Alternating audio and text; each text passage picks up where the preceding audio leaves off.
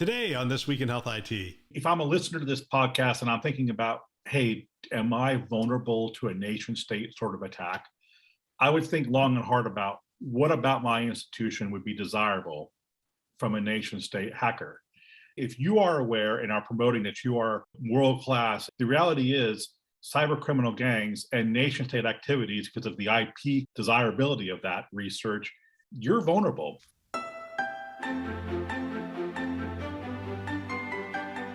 It's Newsday. My name is Bill Russell. I'm a former CIO for a 16 hospital system and creator of This Week in Health IT, a channel dedicated to keeping health IT staff current and engaged. Special thanks to CrowdStrike, Proofpoint, ClearSense, Meditech, and Cedars-Sinai Accelerator, who are our Newsday show sponsors for investing in our mission to develop the next generation of health leaders. A great way to keep up with all the things that's going on at This Week in Health IT is going out and following us on social media. If you want to know about absolutely everything we're putting out there, Twitter is the place to be. You can follow us at This Week in HIT, at This Week in HIT. And you can follow me at Bill Russell HIT, of course.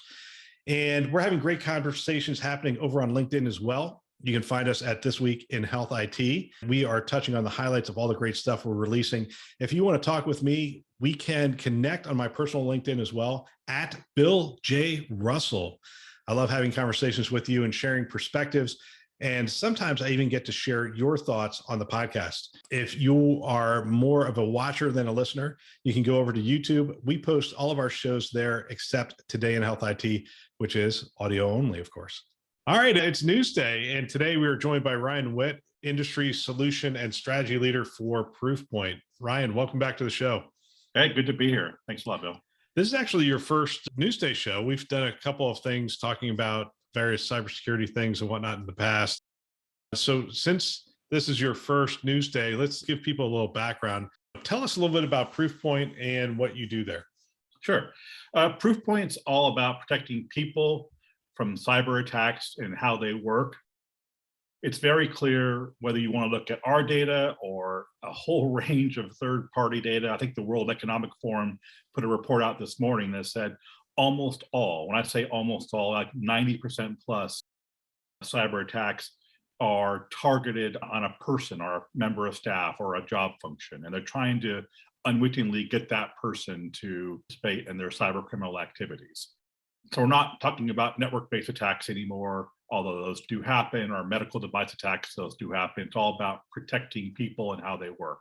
That's what Proofpoint does, essentially. My role is to try to translate that capability to healthcare as our primary focus industry, and to make sure that we go deep into healthcare to understand healthcare industry use cases so we can go build, adapt our technologies, our solutions to go better serve the industry. It is really that straightforward, that tunnel vision sort of focus on healthcare. It continues to be a really hot space in healthcare and healthcare IT, as you sort of noted. In fact, one of our first stories here, we have 5 really good stories here. We've HHS issues the warning for healthcare ransomware threats. We're going to go into that. We're going to do the blockchain revolution story that John Halamka did on Health System CIO. We're going to do the Oracle Cerner EHR. We're going to talk about that a little bit. There's some analysis by various Chime members. Watson Health was sold. We'll talk about that. And if we have time, we'll do a little Amazon, because there was a decent article on, is Amazon Prime to take on a bigger role in healthcare in 2022. Let's start with HHS. This is really your story. So what's HHS warning us about? They're just warning us about the increased prevalence of ransomware sort of attacks. And they've indicated that healthcare should be on high alert for more of these attacks. And I guess to a degree that's helpful, because we want to have as much sort of promotion of this activity as possible. But also to a degree, it's like, gosh, I mean, anybody in healthcare knows that the industry has been completely under siege from various cyber criminal gangs, mostly around ransomware. But I mean, the reality is, it's a whole range of attacks. So they're just making sure that broadly the industry is aware that this is a significant challenge and we should be on high alert for that. As I read the newspaper, I mean, should I read anything into world events? So I read the Russia-Ukraine thing.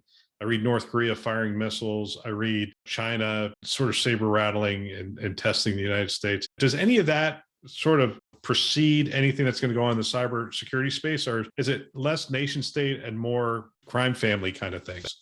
I think it depends. I would, if I'm a listener to this podcast and I'm thinking about, hey, am I vulnerable to a nation state sort of attack? I would think long and hard about what about my institution would be desirable from a nation state hacker.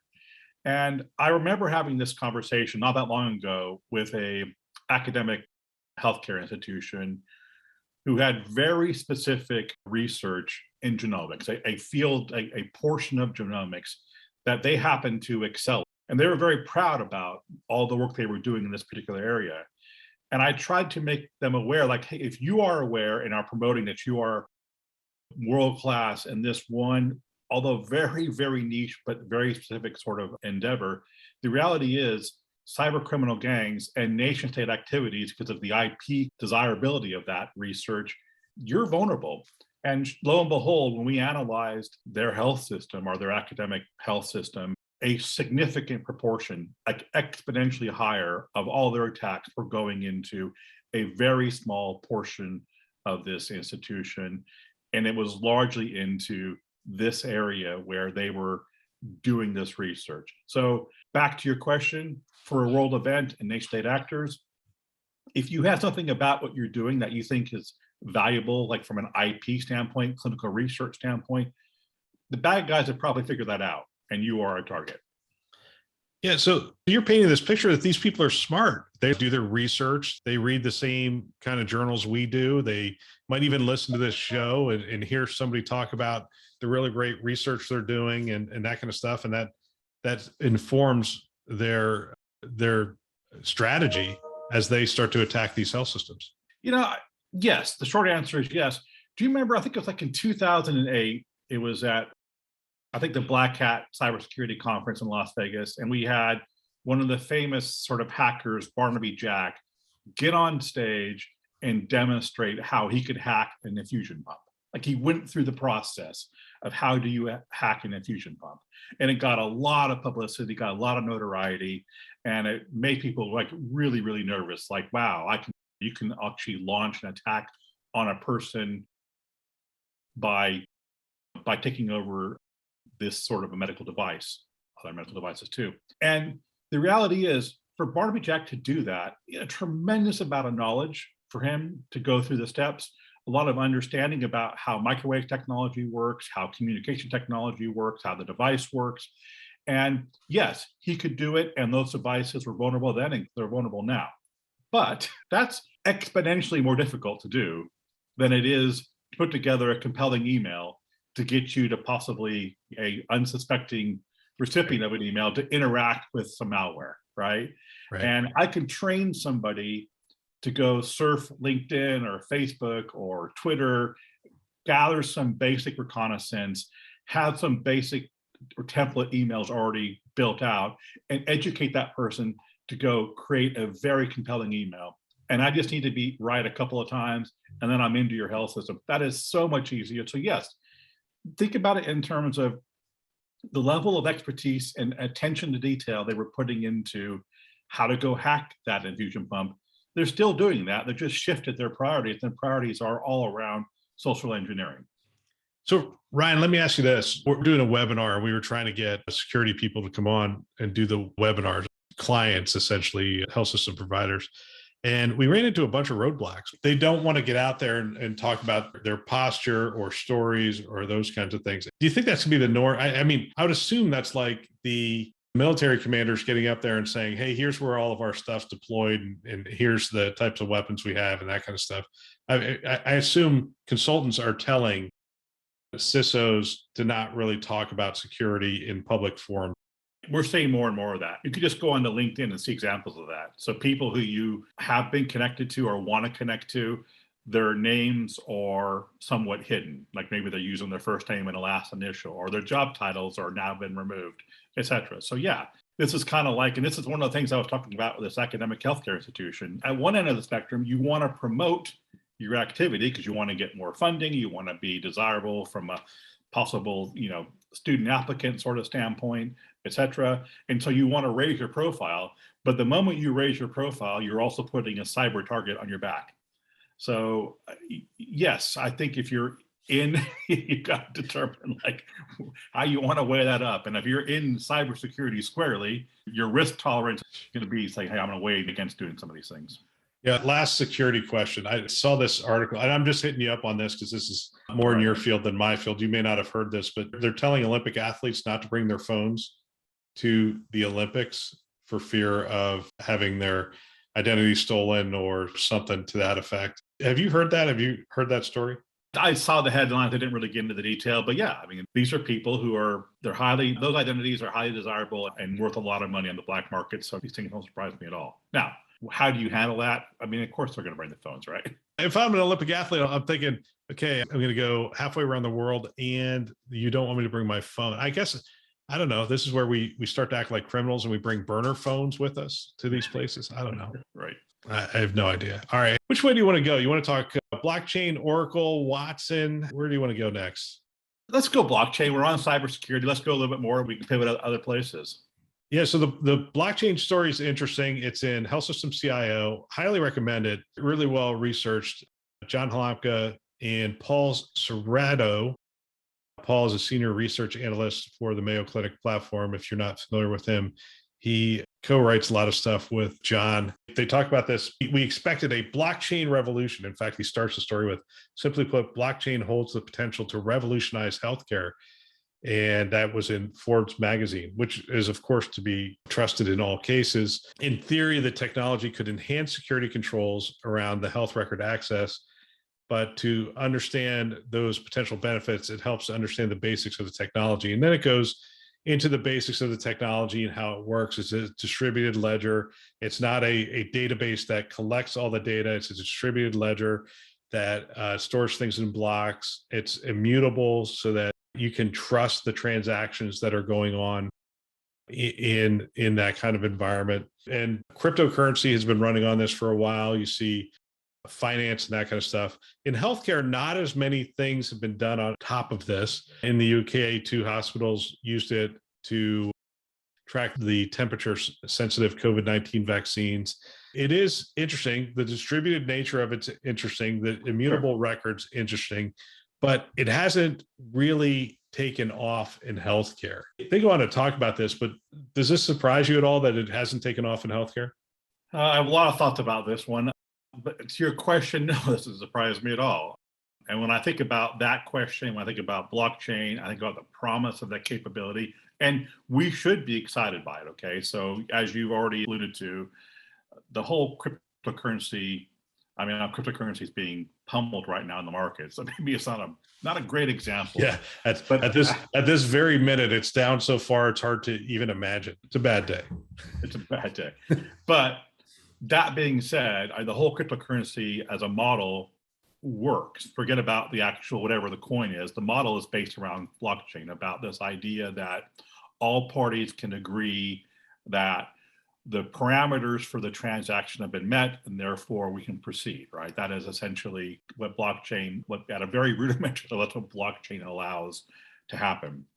And so I understand the promise of it and the excitement of that and the applicability to healthcare. And John's article is very good. However, when I see these sort of stories and I think about the possibility, I'm also like come down to earth with a thud. And I think about the HIMSS 2020 cybersecurity survey. Okay, it's a year and a half or so out of date, but it's the most recent research that we have. And we all know in healthcare that things don't move that quickly. But you could just look at that survey, and it's a survey, so you have some margin for error. But that survey said something like only 60% of health institutions used encryption, like 50% were using multi-factor. Only like 90% had firewalls in place, and the reading was really, really awful. And for an industry that really can't get what we, from a cybersecurity standpoint, or from more other industries would consider to be very basic blocking and tackling capabilities in place, this idea that you're going to like leapfrog all of that stuff and all of a sudden just pivot to blockchain at a time when health systems are under great duress, it's harder and harder to find cybersecurity resources. I just think it's a great article. It's the kind of thing you would expect to see in Forbes, but I don't think it's the kind of thing you're going to see in your health system anytime soon. I'd like to see that 2020. I'd like to see them update that information. I think that would be valuable. The survey you were talking about, because we've had 2 years of the pandemic, and I think a lot of organizations and plus this constant onslaught of potential ransomware. I think we'd see those numbers probably spike a little bit since 2020, but even still, in 2020 they should have been at 90%. Exactly. I run an advisory board for Proofpoint. So I have an advisory board made up of mostly healthcare CISOs, but there's a few CIOs on there as well. And they advised us on our overall strategy about how to go be more relevant to the industry. And so one of my advisory board members actually brought up this article yesterday and asked me about it. And he said, if we were to deploy blockchain, would we need DLP? DLP being data loss prevention that stops exfiltration of data. And I said, well, I think what you're really saying is if you truly trusted that you had an ability to secure all of your PHI, would you need DLP, which would mitigate against removal of that PHI? And I guess the answer is you wouldn't necessarily, okay?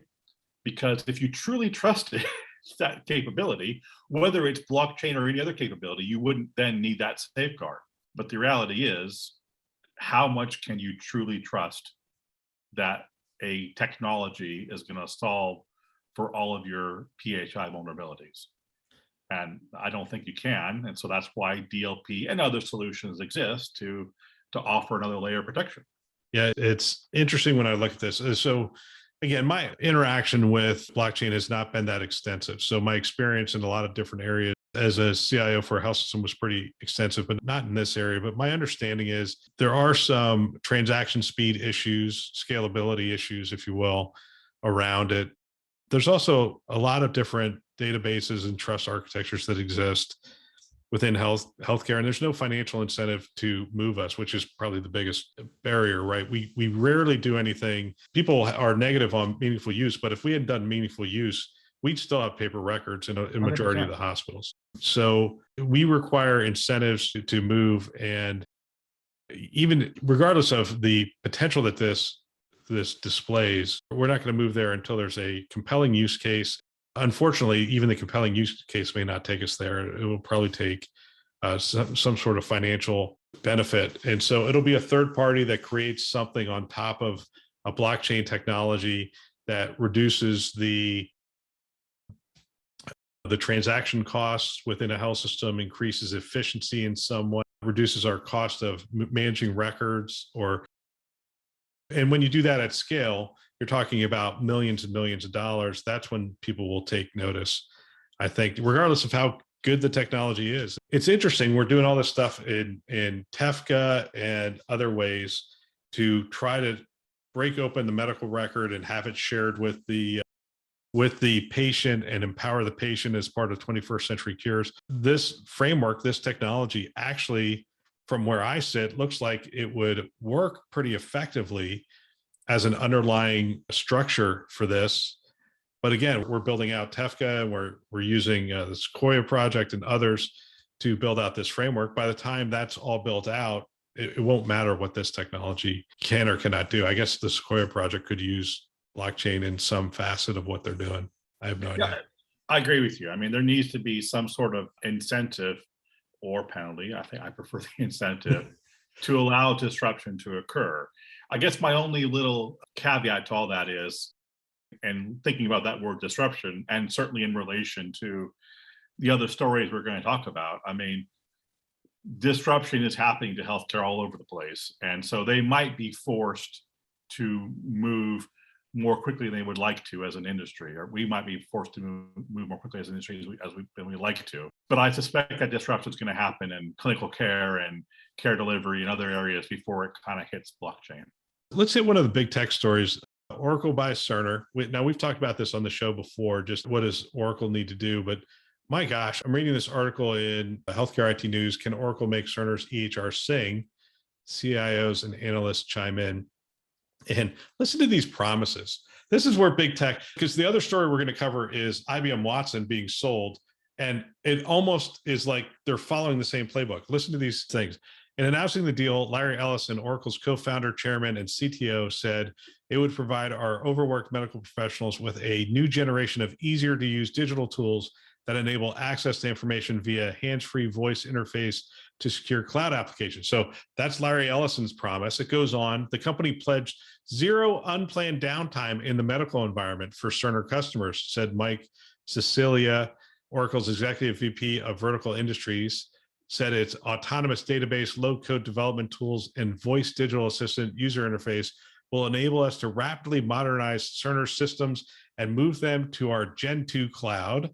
Okay, that's number two. And it doesn't end there. Cerner CEO David Feinberg, meanwhile, said joining with Oracle would offer an unprecedented opportunity to accelerate our work, modernizing electronic health records, improving the caregiver experience, and enabling more connected, high quality, and efficient patient care. And I make this correlation between the Oracle, these three statements, the Oracle announcement, and IBM Watson, because IBM Watson came into healthcare loud and proud.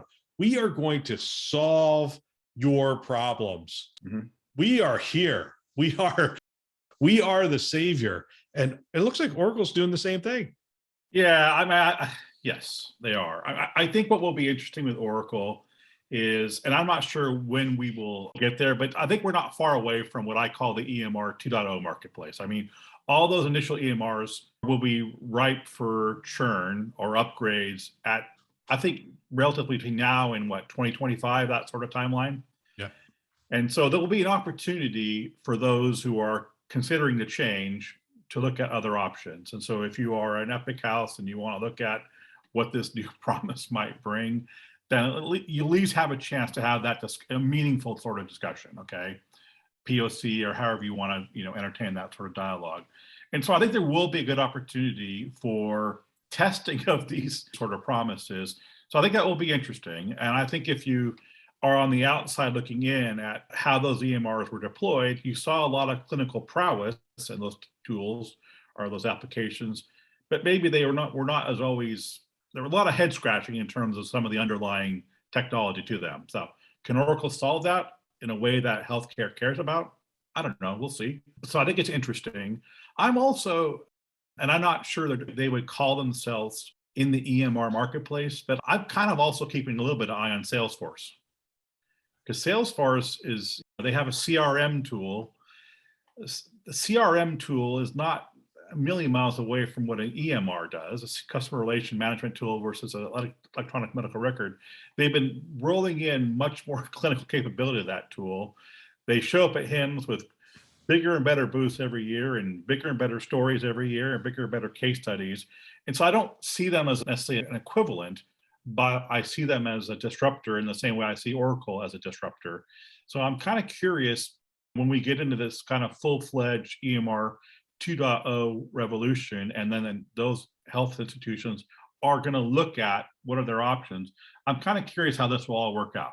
Yeah, no, I agree with you. We have to remember that these health systems have paid billions of dollars to migrate to these EMRs, which just is astounding. When you come in from another industry and you look at the money that's spent on the EMR, you just sort of scratch your head and go, I've never seen anything like this in any other industry. It's just unbelievable. 100%, but they will be written down at a point in time when they can go, and they will have to go look at a refresh at some stage, right? So, I mean, you were a CIO, so you know that cycle better than I do, but what are these, like 10-year projects, 7-year projects? When will they do the, kind of the quote unquote refresh?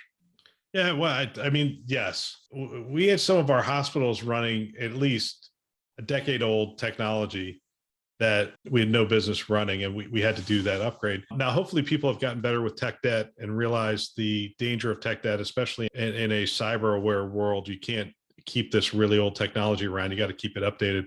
And we had stuff that was end of life that we were still running. So I agree with you. There's going to be another cycle. What they're looking for, though, is they're looking to Epic and saying, okay, you've got to upgrade the underlying data architecture because we want to run in the cloud. So they go out, they do the next iteration, of InterSystems, and they now have a new platform. They've re-platformed underneath the existing Epic. So essentially, they're looking to them and saying, hey, keep our architecture as current as you possibly can, keep it secure, keep it performing. The question is, and I think Oracle's heading in the right direction here, can they fundamentally change the experience of the provider and of the patient? Because that's where this is why you're talking about Salesforce. Salesforce, in a lot of industries, changes how organizations interact with the community, interact with the consumer in ways that changes industries, changes, I mean, buying patterns and all sorts of other things.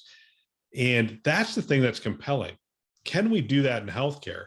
Because we're not changing buying patterns, we're changing health patterns in the community. And so we're now having this discussion around public health initiatives and how much should we invest in those kind of things. What if we actually had a way for health systems to engage the community effectively in public health and help them to make healthier decisions, as opposed to just doing what we've done for the last 20 years, which we know gets us in last place in all these characteristics when we get compared to other countries.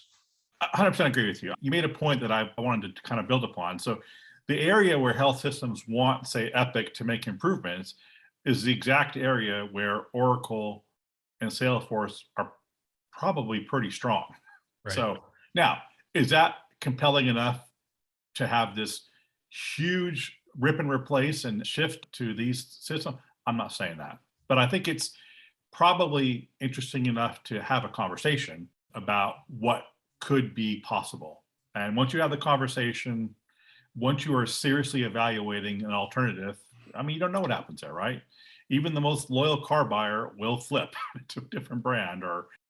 Absolutely. We've seen that happen a lot. So if you want to check out that article, there a bunch of CIOs do weigh in on that. They have a little skepticism like we do, but it's one of those that we don't live in we live in an environment that is very dispersed. We have, no matter if you're an Epic shop, you're still dealing with Cerner in your market. More than likely, you're still dealing with Meditech, and you're dealing with a lot of different EHRs. Yeah. So every deal matters regardless of what your chosen platform is. Absolutely. IBM sells Watson Health to Francisco Partners. Francisco Partners, for those people who don't know, is a private equity firm. They've bought up a bunch of other assets within healthcare: Availity, Capsule, GoodRx, Trellis, ZocDoc. So roughly 30 billion in assets in healthcare. So this is a company that knows healthcare, invests in healthcare, and understands how to do business in healthcare. So from that perspective, very interesting acquisition for them. It's roughly valued. Nobody gave us the terms of the deal, but Bloomberg said it's probably over $1 billion, a little bit more than $1 billion. And IBM is exiting and saying, look, the transition will be fine. We'll make sure the transition goes well. But they want to make it really clear that IBM is let me get the exact words, platform-based hybrid cloud and AI company. That's what they are. That's what they want you to know. And by the way, it's repeated at least 3 or 4 times in this article. So clearly their messaging and branding has coalesced around, we are a hybrid cloud AI company. Watson didn't fit the new brand, I'm guessing. I think they just made so many mistakes with Watson Health that there's an opportunity here. $1 billion to IBM, good for them. A little bit more focus in the conversations they're having with healthcare. They do take that black eye, but they get to move on. Francisco could actually rebrand it. And quite frankly, the thing's worth more than $1 billion just in the data assets alone. I would think so, yeah. We all have been involved in these Watson demonstrations, seen the promise of what Watson was going to do in healthcare. And I think we've all been really excited by it. And I still am excited by it to a degree, but I think, what's the Gartner tomb, the trough of disillusionment, kind of hit that sort of phase of the engagement. And I don't know, I never found that never thought IBM found a way to monetize the capability. And it's hard. It is a hard thing to monetize. And AI is coming. And so even though IBM's brand clearly is around AI, and they mentioned it 3 times in the article, but And Watson kind of sounds like AI capability, or at least I think of it as AI capability. So they still decided to shed it anyway. And I suspect is they just could not find a way to monetize it. Yeah, I mean that's probably true. Plus, you have new leadership, and I think the new leadership came in and said he probably asked a handful of questions around this. It's like, why are we doing this? And the answer predominantly was, well, healthcare is a $3 trillion business. It's Yeah. like, okay, that's great, but why are we doing this? Well, Yeah. Watson's some of the best AI technology in the world. Okay, Yeah. and they just couldn't get to that You compelling. couldn't get, And you're right about the monetization. They did close some deals. MD Anderson's the most, I guess, written about debacle in this. They went in and said, hey, we're going to help cure cancer. They also did that with Sloan Kettering and others. The playbook that's going to be studied for years in business school is what went wrong with IBM Watson Health. And I hope Oracle doesn't make the same mistake. I hope you're right that they're riding into a user experience curve and they see something, an opportunity, and they're able to get on that. But IBM Watson just, they turned off everyone coming in. I remember when they came in and everyone was sort of looking at them like, we're going to solve the problems of you Luddite healthcare technology people. And we're finally bringing technology to this problem. They didn't understand healthcare. They didn't understand the data in healthcare. You can't do AI without good data. And so they ended up going in and saying, all right, we need all this data. And then they saw the data and they said, all right, well, we have a consulting group that could come in and help clean up the data. And it's only going to cost you $15-20 million. And people were looking at, you crazy? Yeah. okay, Yeah. that's just, it's like, I thought you were going to solve our problem. That's one of our problems. Like, we can give us 20 million. They kept trying to boil the ocean too, right? They realized that they couldn't solve cancer. They couldn't fix healthcare, and they couldn't fix cancer. So they started to get very granular about which aspect of cancer they wanted to address. And they had to get more and more granular because the problem, once they kind of peeled back the layers, the problem became much more pronounced. And the amount of data they had to mine became much more enormous. And then some of it was structured, some of it was unstructured. And so, yeah, you had to go through this cleanup activity. You had to establish these data lakes and manage the data lakes. And I think it became too big of a task, right? And that too big of a task that might be really interesting from a clinical capability, but I don't think it was interesting from a monetization, a business that need to be monetized standpoint. The good news is they ran through the wall, right? Somebody has to be first to go through that wall. There's a good point. Famous Moneyball line where Billy Beane is talking, he's being courted by the Red Sox GM. And he's talking about how hard it was for Billy Beane to implement Moneyball in Oakland. He goes, somebody has to be first through the wall, and you did it, and it's going to change the way the game is played. And that could be how this plays out. We're still reading a lot of articles about AI, and people have realized and recognized the importance of data governance in order to enable your AI projects. And we're seeing people take that a lot more seriously and understand what that means. We're seeing people get really creative, and they're starting from the data assets and saying, what data assets do we have that are clean to start with, that we can educate these AI models and really get some value out of them almost out of the chute. And we've always known that images are probably the cleanest because it's not input by us. It's just a camera taking an exact image of what's there. And that's where we've seen, in the clinical setting anyway, that's where we've seen the most progress. In the administrative setting, though, we're seeing a lot of progress in a lot of different places that AI is being applied on the administrative side. The clinical side, the good news is they went through the wall. We realized what we needed to do, and we're starting to put the things in place, especially around data, to make more progress there. No, I agree with you. I used to work for a partner who provided some of the solutions into Watson, and then kind of under the covers. And so I had a little bit of exposure to how that worked. And I applaud IBM for their innovation and what they did. And they did break that wall down, or broke barriers. And I think the promise of AI looked a lot more realistic post-Watson than it did pre-Watson. So I do applaud them for what they did.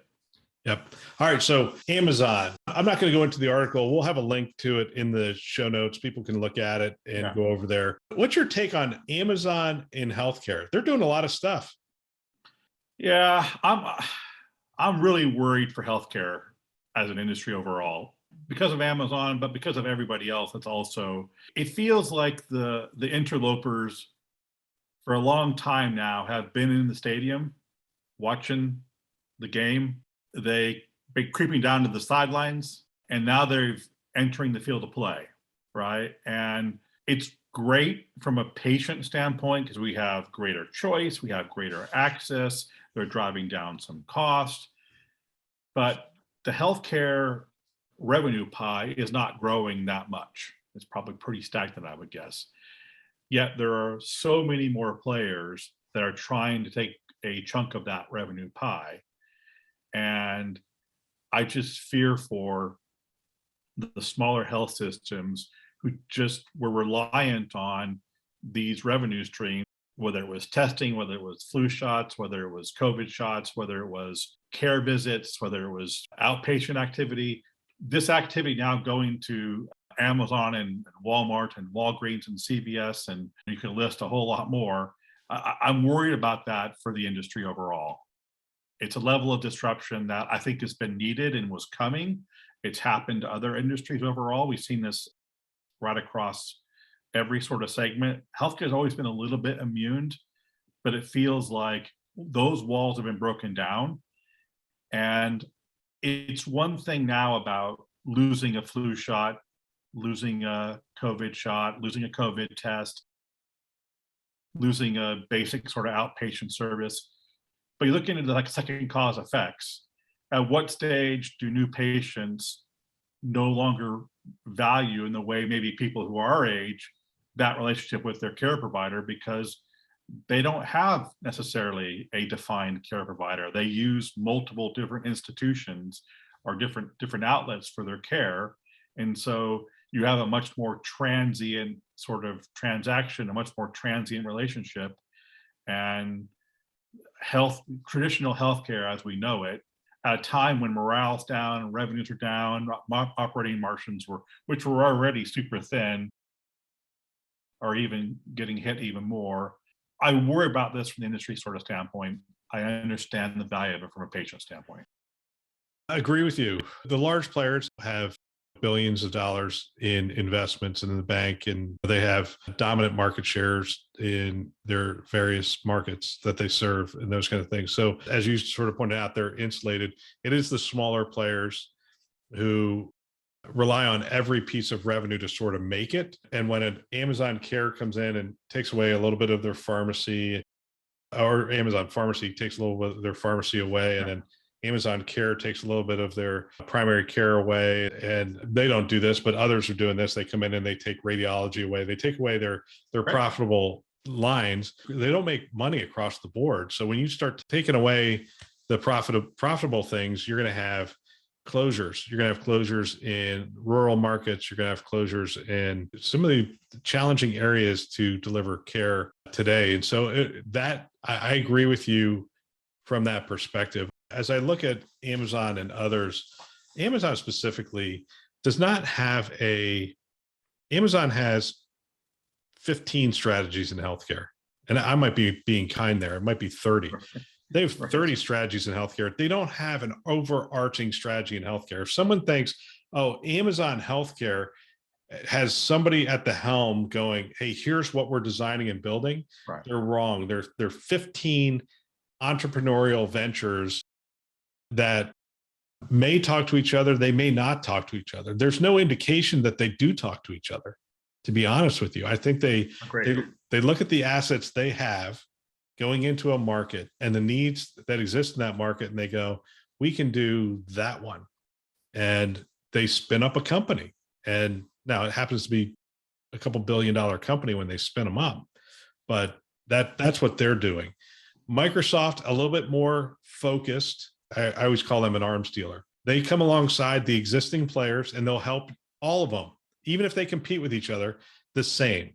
We'll give you access to our data capabilities. We'll give you access to our cloud. We'll give you access to our tools on site. We'll give you, whatever you need, we're gonna provide it to you at a fee. I love that analogy. Get on the sidelines and start to play, because Amazon got a little bit out of their swim lane with Haven. Haven.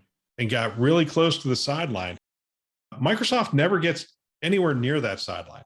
Yeah. They just sit there and go, hey, do you need more Gatorade? Here's some Gatorade. Just keep playing the game and we'll keep you energized and keep you focused.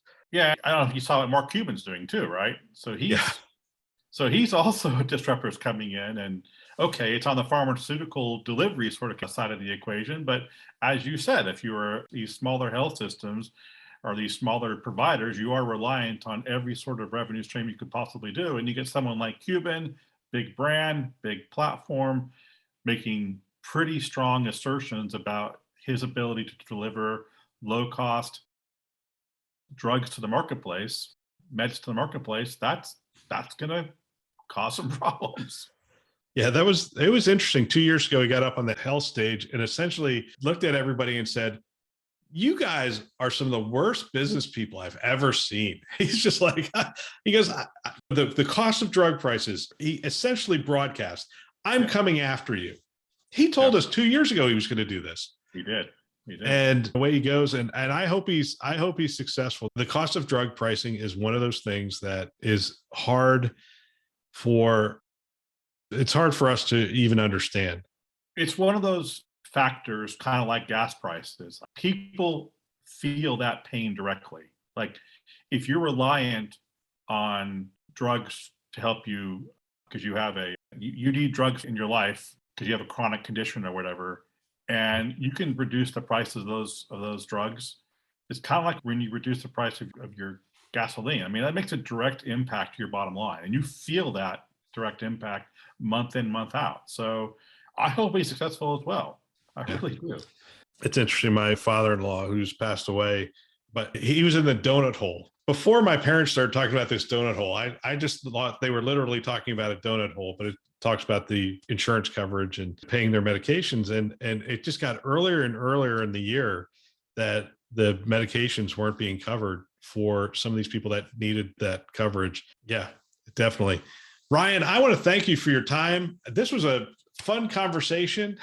We'll do it again in about 6 weeks. I look forward to it. Good stuff. What a great discussion. If you know of someone that might benefit from our channel, from these kinds of discussions, please forward them a note, perhaps your team, your staff. I know if I were a CIO today, I would have every one of my team members listening to the show. It's conference level value every week of the year. They can subscribe on our website, thisweekhealth.com, or wherever you listen to podcasts, Apple, Google, Overcast, Spotify, Stitcher, you name it, we're out there. Go ahead, subscribe today, send a note to someone and have them subscribe as well. We want to thank our Newsday sponsors who are investing in our mission to develop the next generation of health leaders. Those are CrowdStrike, Proofpoint, ClearSense, Meditech, and Cedars-Sinai Accelerator. Thanks for listening. That's all for now.